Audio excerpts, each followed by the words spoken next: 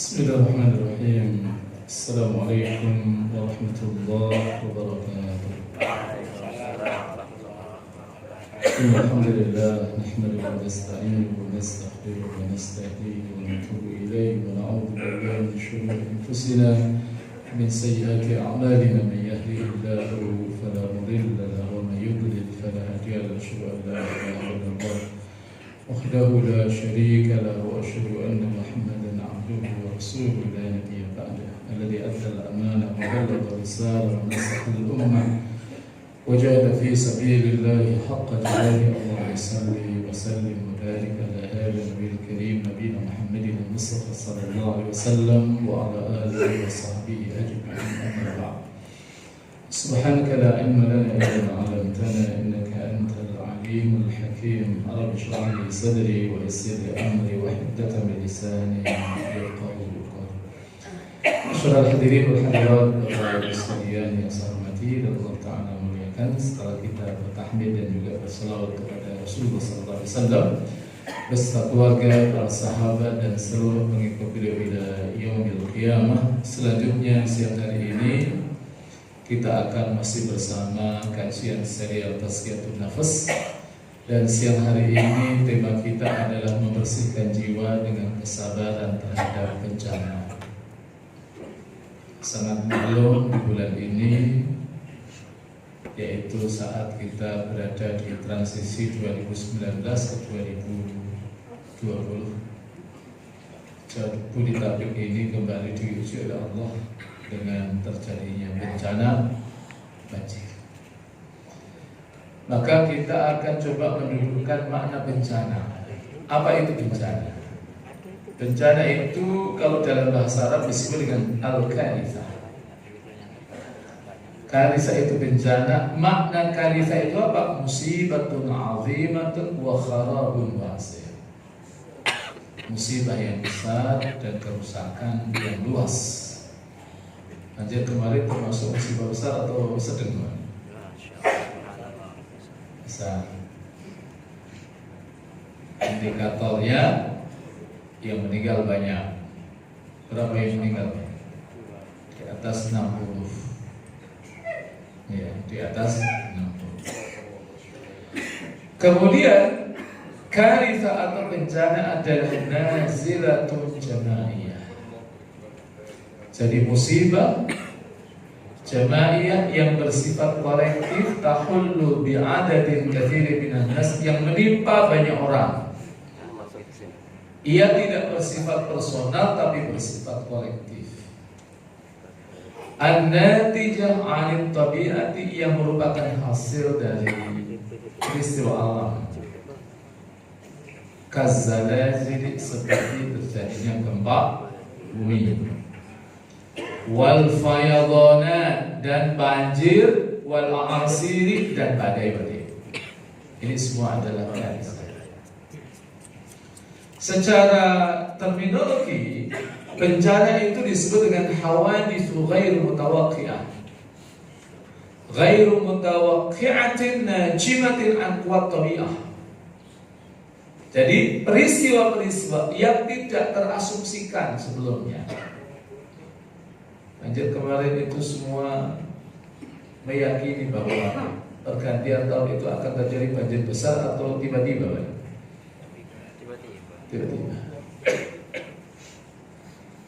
Yang merupakan buah dari kekuatan alam, au bisa babi fi'lil insan, atau disebabkan karena perbuatan manusia. Jakarta ini kan sebenarnya didesain oleh Allah sedemikian rupa karena memang kita mengalami masa kemarau dan juga masa atau musim penghujan ya. Untuk mengatasi musim penghujan itu, Allah sudah jadikan Jakarta ini dengan banyak-banyak rawanya, Pak. Maka di Jakarta ini banyak daerah-daerah itu yang diberi nama rawa. Rawa yang paling dekat dengan sini rawa apa namanya, Pak? Selatan. Rawa Selatan. Rawa. Banyak sekali, ada rawa Sadi, ada rawa Mangun, ada rawa Das, ada rawa Belong, ada rawa bebek, ada rawa domba, ada rawa lumbu, ada rawa apa lagi Pak? Rawa besar. Buaya, rawa besar. Sawah lah. Jadi sawah besar ya. Jadi maknanya apa bahwa didesain sedemikian rupa, tapi manusia ya ada ketamaan yang ketika mereka ingin memakmurkan bumi ini dengan bangunan-bangunan, mereka tidak memperhatikan aspek drainase, aspek air, sehingga terjadilah banjir. Maka musibah itu satu di antaranya adalah karena memang perbuatan manusia. Saya tunjukkan ayatnya. Firman Allah Ta'ala dalam surat yang ke-20, yang 30 maksud saya. 30 itu surat Ar-Rum, ayat yang ke-1. Allah berfirman, A'udzu billahi minasyaitonir rajim, "Dhaharal fasadu fil barri wal bahri bima kasabat aydin nas liyudhiqahum ba'd alladhi 'amilu la'allahum yarji'un." Dhahara bentuknya past tense, telah nampak, fil barri di daratan, wal bahri dan lautan. Apa yang nampak al-fasad, yaitu kerusakan. Kerusakan di daratan kita sama-sama ketahui sangat banyak. Dan juga di lautan. Bima kasabat aydin nas, disebabkan karena perbuatan tangan manusia. Tangan itu jangan dimaknai kemudian hanya tangan saja Pak, tapi ya karena lesan manusia, karena hawa nafsu manusia, karena kaki manusia, karena otak manusia. Itu yang dimaksud itu sebenarnya karena ya manusia sendiri, seluruh organnya, ya tangannya. Karena apa disebut tangan? Karena itu yang paling dominan. Itu kalau dalam ilmu grammar disebut dengan min itlaqil juz wa iradatul qalb. Allah menyebut kata parsial tapi yang dimaksud adalah semuanya. Apa tujuannya? Lidhiqahum ba'dalladzi 'amilu, supaya Allah merasakan kembali sebagian dari akibat perbuatan mereka. Hanya sebagian. Kalau semuanya bahaya. La'allahum yarji'un, agar mereka itu kembali kepada Allah Ta'ala, kembali kepada kebaikan. Itulah tujuan dari terjadinya musibah atau bencana. Nah sekarang coba kita kembali dalam sekalian kepada makna karya bencana. Wa yatarattabu 'alaiha khasair fil arwah, maka terjadilah kerugian-kerugian atau dampaknya adalah terjadinya kerugian-kerugian fil arwah pada jiwa-jiwa. Jiwa yang jelas bahwa terjadi kematian juga. Jiwa dalam konteks terjadi tidak kenyamanan secara psikologis. Ya siapa di antara kita yang merasa nyaman ketika diuji dengan badai, diuji dengan tsunami? Ya kan? Bahkan kalau tsunami itu yang di Aceh itu menyisakan banyak masalah Pak. Banyak hal-hal yang unik. Ada seorang ibu-ibu yang dia sudah berpisah dengan anaknya 1 tahun Pak. Ternyata setelah ia sudah tahu kepada Allah, tiba-tiba ada informasi anaknya masih hidup. Itu ada. Itu aja. Tapi ada yang unik juga, seorang suami ASN juga Pak. Dia pas dapat tugas di Aceh, istrinya dibawa, anak-anaknya dibawa di sana. Pas hari-harinya 26 Desember itu, sang ayah, sang suami ini ada tugas keluar ke Aceh, dan istri dan anak-anaknya ada di Aceh, terkena gelombang tsunami. Balik ke Aceh, dicari anaknya dan istrinya. Masya Allah. Ya akhirnya ada yang ketemu, ada yang gak ketemu. Yang ketemu anak-anaknya Pak, alhamdulillah. Tapi yang gak ketemu istrinya.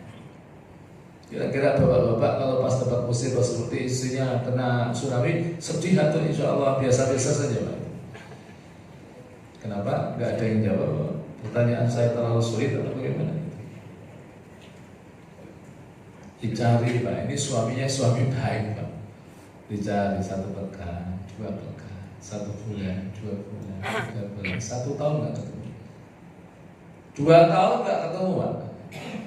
3 tahun gak ketemu. Akhirnya sang suami itu karena mempunyai anak-anak kecil, yang putuskan untuk menikah. Cuma yang disayangkan ini turun ranjang dan ini berisiko Pak. Jadi tolong jangan ada di antara kita kalau ada musibah seperti itu, pas istrinya hilang dicari kemudian menikahi keponakan adik iparnya itu, tolong jangan, karena itu berisiko, Pak. Karena apa? Ternyata setelah menikahi adik iparnya, apa yang terjadi? Istrinya ternyata masih hidup, Pak. Yang menjadi pertanyaan kan begini, menghimpun kakak beradik jadi istri dalam satu waktu boleh atau tidak? Tidak boleh. Atas bagaimana itu solusinya? Milih salah satunya atau bagaimana? Kalau milih salah satunya, kira-kira bapak-bapak pilih yang mana? Yang tua atau yang muda? Oh, susah juga pertanyaan saya. Ini nggak boleh milih, Pak. Nggak boleh milih. Tapi pernikahan yang kedua itu terjadi yang namanya fasakh, batal demi hukum. Karena apa? Istri yang pertama masih ada mani, ada pengaruh. Jadi dia tidak berdosa. Karena estimasi kuatnya karena sudah 3 tahun kan, dicari atau kok. Nah, itu ada kondisi seperti itu. Watakbirun fi mumtalakat, dan menghancurkan harta-harta milik. Lihat itu banjir kembali, rumah hancur, mobil, motor, nah kena air banjir, masya Allah, hanyut. Belum lagi nanti tentang hewan-hewan mereka, ada misalnya ada ayam, ada kambing dan lain sebagainya. Wa takunu dzata ta'thirin syadidin 'ala al-iqtisad al-watani, dan ia memiliki pengaruh yang kuat terhadap perekonomian nasional. Kerugiannya itu kemarin berapa? Miliaran atau triliunan. Wal hayatil ijtimaiyati, dan kehidupan sosial. Kehidupan sosial itu lumpuh. Saya masih ingat betul. Saya itu kalau pulang ke Jepara itu paling 7 jam. Ini kemarin saya balik dari Kudus menuju ke Bekasi itu ternyata 22 jam. Suatu yang tidak pernah saya gambarkan, yang tak pernah terfikirkan. Perjalanan 22 jam, macet.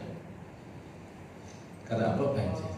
Nah, ini banjir sesuai dengan undang-undang yang dibuat oleh wakil-wakil kita, para legislator.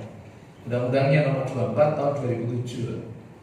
Apa yang dimaksud dengan bencana adalah peristiwa atau rangkaian peristiwa yang mengancam dan mengganggu kehidupan dan penghidupan masyarakat yang disebabkan baik oleh faktor alam dan atau faktor non alam maupun faktor manusia, sehingga mengakibatkan timbulnya korbannya jiwa.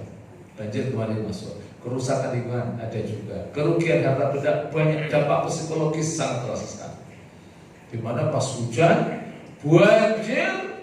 banjir itu masya Allah sampai masuk ke rumah-rumah penduduk, banyak air, tapi yang nggak ada air itu ada air bersih. Pada teriak-teriak nggak ada air, padahal air banyak. Cuma bukan air banjir itu yang dicari adalah air bersih. Pak mati, listrik sebagian ada yang mati. Ketika listrik sudah hidup, saat Pak mati, sanyonya dinyalain, mati lagi. Itu kan dampak psikologisnya itu kan terasa. Nah, ini diantara contoh-contoh daripada bencana. Ada yang namanya badai angin, ada tsunami, ada gempa bumi, ada kebakaran, ada gunung Merapi, ada tanah longsor, ada banjir, dan ada benda. Ini adalah contoh-contoh bencana.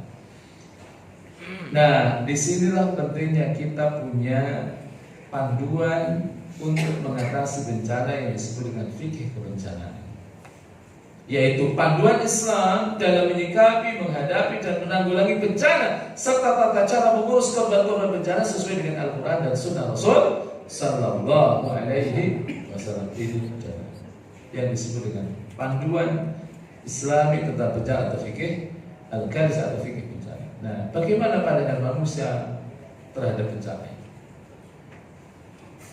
Paling tidak ada 2 kubu, ada 2 kelompok. Kelompok pertama adalah mereka yang tidak mengakui eksistensi Allah, dan kelompok sekuler. Itu mereka mengatakan begini, Al-gharbul kafir, orang barat yang kafir. Karena orang barat itu yang muslim banyak, maka disebut dengan al-kafir di sini. Ada spesifik. Wasyarqul mulhid, orang timur tapi dia ingkar kepada Allah. Wal arabiyul ilmani, orang Arab yang sekuler. Memang orang Arab banyak, ada yang sekuler. Apanya? Orang sekuler, orang Arab itu yang baik banyak, tapi yang ahli maksiat banyak juga. Karena memang Allah menciptakan semuanya berpasang-pasangan. Yang dulu ilal kawarithi wal amradi ala annaha mujarrad ikhtilal bi tabaqatil ard.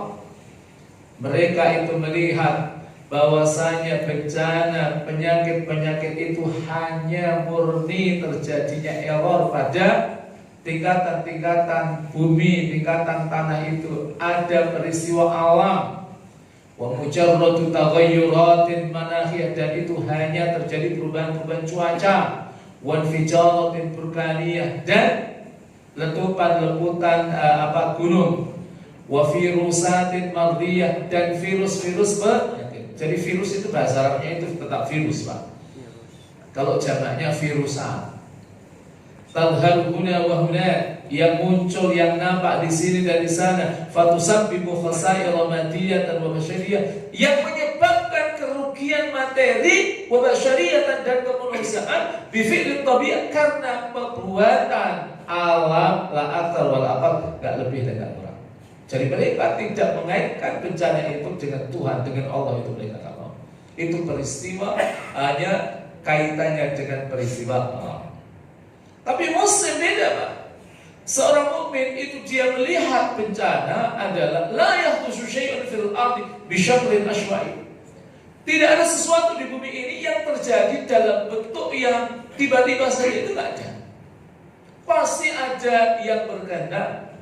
La yahdusu syai'un fil ardi duna ilmillah. Tidak ada sesuatu yang terjadi di muka bumi tanpa ilmu Allah. La yahdusu syai'un fil ardi duna idznillah. Tidak ada sesuatu yang terjadi di muka bumi ini tanpa izin Allah. Semua itu dengan izin Allah. Termasuk musibah, termasuk bencana. Ayatnya ayat yang ke-11, surat yang ke-24, namanya surat Al-Ghamiyah. Allah berfirman, a'udzu billahi minasyaitonir rajim, ma asaba min musibatin illa bi idznillah, wa may yu'min billahi yahdi qalbah, wallahu bikulli syai'in.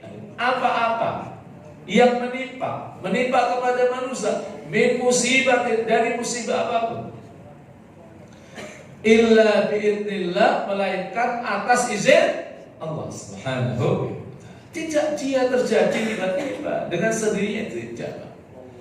Nah, semua itu atas ilmu Allah. Allah Maha Tahu, dan ini diantara ayat yang berbicara tentang ilmu Allah, tentang pengetahuan Allah. Surat Al-An'am ayat 59, wa indahu mafatihul ghaibi la ya'lamuha illa. Dan di sisinya itu kunci-kunci semua yang gaib. Yang gaib itu Allah tahu, kita enggak. Kalau tahu yang gaib itu Masya Allah, itu kita justru merasa gundah. La ya'lamuha illa, tidak ada yang mengetahuinya kecuali dia. Wa ya'lamu ma fil barri wal bahr, dan ia mengetahui apa yang ada di daratan wal bahri, dan di lautan. Wa ma tasqutu min waraqatin illa ya'lamuha, wa la habatin fi dhulumatil ardi wa la ratbin wa la yabisin illa fi kitabim mubin. Dan tidak juga ada dedaunan melainkan ia mengetahuinya. Dedaunan yang gugur, dan juga biji-bijian di dalam kegelapan bumi yang kering, yang basah, illa fi kitabim mubin, kecuali di sisi Allah Subhanahu, di sisi kitab Allah. Maksudnya sesuatu yang basah atau yang kering, melainkan tertulis dalam kitab yang nyata, yaitu di Lauhil. Ini bapak-bapak ngajinya seperti apa, itu Allah tahu atau tidak? Tahu, ya kan? Ngajinya agak ngantuk-ngantuk, nah itu Allah tahu. Ngajinya itu dengerin baik-baik, itu Allah tahu. Semuanya Allah Maha mengetahui. Nah, saya ingin langsung masuk di sebab terjadi bencana. Ada dua cara manusia melihat bencana. Yang pertama, ada yang pendekatan ilmiah ansih. Tapi seorang mukmin ia tidak hanya melihat dalam pendekatan ilmiah ansih, tapi juga pendekatan syar'iyah. Jadi sebab terjadinya bencana yang mereka berorientasi pada ilmiah ansih itu masalah aspek geologi terkait dengan bumi, itu terkait dengan geografi, terkait dengan kecerobohan manusia dan topografi. Ini mereka yang menujunya dari aspek ilmiah. Tapi seorang mukmin ia tidak hanya melihatnya dalam pendekatan ilmiah, tapi juga secara syariah bahwa bencana itu terjadi qadarullah, sesuai dengan takdir Allah. Oh, bencana itu terjadi karena ada orang-orang yang mendustakan Allah. Yang menjadi pertanyaan saya, di negeri ini, di negeri kita ini, yang mendustakan Allah banyak atau dikit, Pak? Yang melakukan kemaksiatan, yang melakukan dosa-dosa besar banyak atau banyak sekali, Pak? Banyak sekali. Coba silahkan disisir dari satu aspek ke aspek yang lain, satu bidang ke bidang yang lain. Contohnya misalnya penyakit sosial, Pak. Kalau pada masa Nabi Lut itu kan ada penyakit yang namanya homo. Dan saya ingin sampaikan pada masa Nabi Lut itu bahwa LGBT itu sudah ada atau belum, Pak? Halo? Pada masa Nabi Lut, LGBT itu sudah ada atau belum? Belum, Pak. Yang ada hanya homo. Tapi lesbi itu belum ada. Bisex itu belum ada. Apalagi transgender. Transgender itu kan peradaban manusia, hasil peradaban manusia belakangan. Gak ada pada masa Nabi Lut itu transgender, itu gak ada. Liwat itu ketika istrinya Nabi Lut termasuk yang dibinasakan, itu tidak berlaku, Pak. Mereka menyetujui aja. Ini yang harus kita paham. Menyetujui aja diberi punishment oleh Allah seperti itu. Karena apa? Mereka melakukan dosa besar. Liwat itu dosa besar. Tapi sayangnya di negeri ini LGBT ini malah semakin menjamur. Saya katakan Indonesia ini sudah darurat LGBT. Dan bahayanya LGBT ini, ia menimpa tidak hanya orang-orang awam, orang-orang saleh itu juga bisa kena LGBT. Jadi begini, kalau dalam ilmu psikologi itu para ahli psikologi itu merumuskan terkait dengan potensi kejantanan dan kewanitaan seorang laki-laki. Itu mereka rumuskan dalam bentuk indeks. Laki-laki itu memang dia punya potensi kejantanan, tapi juga punya potensi keperempuanan. Dan itu indeksnya macam-macam. Ada yang indeksnya kelaki-lakiannya itu 6, tapi keperempuannya itu 0. Dan inilah yang disebut dengan laki-laki sejati. Ini yang hadir insya Allah laki-laki sejati semuanya, amin. Ada wanita yang Ada juga laki-laki yang potensi laki-lakinya itu 5, tapi kewanitaannya itu 1, itu aja, Pak. Laki-laki tapi ya agak lembut, kayak perempuan. Ada atau tidak itu? Ada juga. Ada juga yang kelaki-lakiannya itu 4, keperempuannya itu 2. Ada juga yang kelaki-lakinya itu 3, keperempuannya itu 3, Pak. Itu yang 50-50. Ini yang cenderung bisa. Tapi ada juga yang laki-laki tampilannya saja, tapi semua karakteristik itu perempuan. Jadi kelaki-lakinya itu 0, tapi sementara keperempuannya itu adalah 6. Ini yang kalau dokter dan psikologi mereka merekomendasikan untuk melakukan apa yang disebut dengan transgender. Ini petaka yang harus sama-sama kita waspadai. Karena apa? Mereka punya asosiasi. Mereka punya tempat atau punya simpul-simpul masa di mana mereka waktu-waktu tertentu kongko kayak ketemu, Pak. Itu yang kita harus lihat. Kalau tadi saya katakan menimpa pada orang awam dan menimpa pada orang-orang saleh. Karena ada satu kasus hari Sabtu yang lalu saya ketemu dengan seorang konsultan psikologi. Dia kaget ketika ada satu kasus yang unik. Ada seorang ibu-ibu yang dia kaya raya menikah dengan seorang ustadz yang hafal Quran 30 juz. Kemudian ia tinggal di rumah istrinya. Satu saat istrinya punya bisnis di luar negeri. Pulang-pulang ingin memberikan kejutan kepada suaminya. Ternyata ia kaget ketika pulang, gerbang rumahnya tidak dikunci, satpamnya dicari nggak ada. Lalu ia buka pintu gerbangnya, masuk, dan masuk rumah juga tidak dikunci. Ternyata ia dapati suaminya yang ustadz itu dia sedang bermesra-mesraan. Dengan siapa dia bermesra-mesraan? Ia bermesra-mesraan dengan satpamnya. Kebayang atau tidak? Hidup zaman seperti ini. Iya. Jadi inilah LGBT. Dan itu kalau dalam ilmu psikologi, kalau anak terdeteksi indikasi seperti itu sebelum usia 15 tahun, itu kalau diterapi secara psikologi dan secara medis, itu insya Allah mudah. Maka kita harus hati-hati. Jadi ini dosa-dosa dan kemaksiatan yang perlu ditaubati oleh anak bangsa ini, termasuk juga adalah kufur kepada nikmat yang Allah berikan kepada. Tapi jemaah sekalian, saya ingin berkata begini, setiap bencana itu pasti ada hikmah bagi kita. Nah, hikmah bencana itu minimal ada 3. Apa hikmah terjadinya bencana bagi seorang mukmin? Pertama adalah mudzakirat. Bencana itu pengingat. Pengingat apa? Nanti saya jelaskan. Yang kedua adalah kasyifat, penyingkap. Penyingkap apa? Nanti saya jelaskan. Yang ketiga adalah muaidat, pengokoh, penguat. Lantas coba kita awali yang pertama adalah mudzakirat. Pengingat. Musibah itu adalah pengingat. Pengingat apa?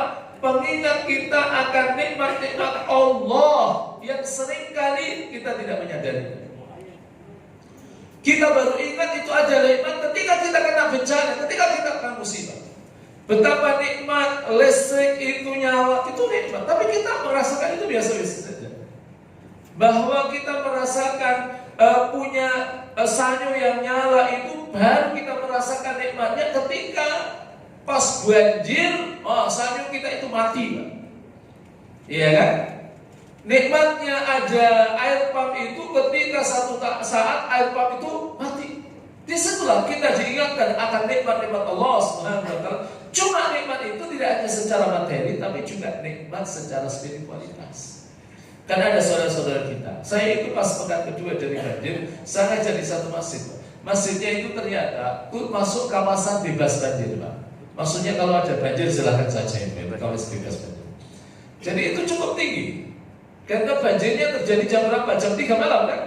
Jadi tidak terjadi akhirnya masjid itu yang karpetnya bagus-bagus semuanya basah. Dan itu mereka, Masya Allah, nikmatnya gak kena banjir itu baru ketahuan kalau pas terjadi banjir, Pak. Allah, nikmat yang Allah berikan kepada kita. Dengan tidak ada banjir, kita sholat, kita ibadah, kita ngaji khusyuk. Di sini banyak yang khusyuk juga kan waktu ngaji kan. Subhanallah, luar biasa. Jadi inilah nikmat yang Allah berikan kepada kita. Juga pengingat apa? Akan kuasa Allah, bahwa kuasa Allah itu unlimited, tanpa batas. Lihat apa yang terjadi kaitan dengan tsunami di Jepang. Jepang itu kan terkenal dengan negara yang high teknologi. Tapi apa yang terjadi ketika mereka berhadapan dengan kuasa Allah yang bernama gelombang tsunami, berdaya atau tidak berdaya? Tahun 2012 saya masih ingat di Amerika itu terjadi ada yang namanya badai Cindy, Pak. Di negara bagian Amerika. Yang menjadi pertanyaan, waktu itu dia termasuk negara yang superpower ketika berhadapan dengan badai Cindy, berdaya atau tidak berdaya? Kenapa dia semuanya? Tidak berdaya. Lihat, bagaimana Allah itu kuasanya adalah unlimited. Kemaksiatan yang tanpa kekuasaan yang tanpa batas, tidak ada yang melampaui. Makanya mereka yang sombong-sombong itu dalam sejarah itu diberi panis oleh Allah. Satu di antaranya adalah kaum Ad. Kaum Ad itu kaumnya siapa? Kaumnya Nabi Hud. Dan juga termasuk kaum Samud, kaumnya Nabi Saleh. Dan juga Qarun sepupunya Nabi Musa, dan termasuk adalah Fir'aun, Haman dan bala tentaranya. Kenapa mereka dihancurkan oleh Allah? Karena mereka sombong. Lihat bagaimana itu Ad, kaumnya Nabi Hud. Ia merasa diri mereka ada yang paling kuat. Lalu Allah kirimkan kepada mereka, wa faminhum man arsalna 'alaiha hasba. Ada di antara mereka yang kami azab dengan kami kirimi hujan kerikil. Nanti dalam tafsir Mukatsir Allah kirimkan kepada mereka badai yang kencang sekali, yang dingin sekali, yang kemudian badai itu menyapu kerikil-kerikil dan kemudian menimpa mereka. Dosa mereka, dosa sombong. Kaum Samud kaumnya Nabi Saleh. Dalam surat 29 ayat yang ke-40 itu dijelaskan pada tafsir Ibnu Katsir, karena mereka diamati, jangan kau apa-apakan sapi betina ini, unta betina ini, tapi apa yang terjadi, mereka justru membunuh unta betina yang dilarang oleh Nabi Saleh untuk akhirnya Allah berikan mereka punishment berupa apa? Berupa sayhah, suara yang runtuh. Begitu sebenarnya. Nah, ini yang ketiga, ini sangat penting, mengingatkan apa? Tentang kematian, Pak. Tentang kematian yang bermakna pertemuan kita dengan Allah Subhanahu wa taala. Kita semuanya yang hadir adalah para calon nanti. Coba saya belakangan bawa duluan, saya nggak tahu. Atau bawa duluan saya belakangan, saya juga nggak tahu itu. Jadi yang kedua ini Mas sekalian, dia adalah sebagai penyingkap. Penyingkap apa? Tentang hakikat kehidupan dunia. Dunia itu fana. Lihat itu. Mobil itu kalau Allah ngambil, gampang atau gampang banget? Gampang. Motor, apalagi maaf, hewan-hewan itu terlalu jauh. Yang kedua, menyingkap tentang keimanan orang-orang yang beriman. Ada di antara orang-orang yang beriman ketika imannya sedang mengalami degradasi, terjadi musibah, ngamuk-ngamuk. Ada atau tidak? Ada juga. Tapi ada yang sabar, ya sudah. Ini hanya satu betis saja. Yang lain kok malah satu kepala. Ya syukur kepada Allah. Yang satu kepala maksudnya alhamdulillah sampai. Yang lain itu ada yang sampai rumahnya itu semua tertutup dengan syukur kepada Allah Subhanahu wa taala. Artinya tetap kita berhusnuzon bahwa selalu ada kebaikan-kebaikan di balik musibah. Oh, jangan-jangan ini adalah pembersih jiwa kita, pembersih diri kita. Jangan-jangan memang Allah sudah mengingatkan kita. Dan yang kemudian yang ketiga, menyingkap kelemahan dan kebodohan manusia. Manusia itu bodoh, manusia itu lemah, berhadapan dengan kuasa Allah yang unlimited tadi tidak berdaya. Katanya ada orang-orang pintar kan, ternyata maaf silahkan yang berhadapan dengan tsunami juga nggak mampu. Ketika lumpur itu keluar, ternyata lumpur itu toh juga sampai hari ini sudah bisa teratasi atau belum? Yang di Jawa Timur itu, katanya banyak orang pintar, ternyata mereka nggak berdaya juga. Begitu juga musibah-musibah lain itu memberikan isyarat manusia itu jangan sombong, manusia itu lemah, manusia itu bodoh kalau nggak mau belajar tentunya.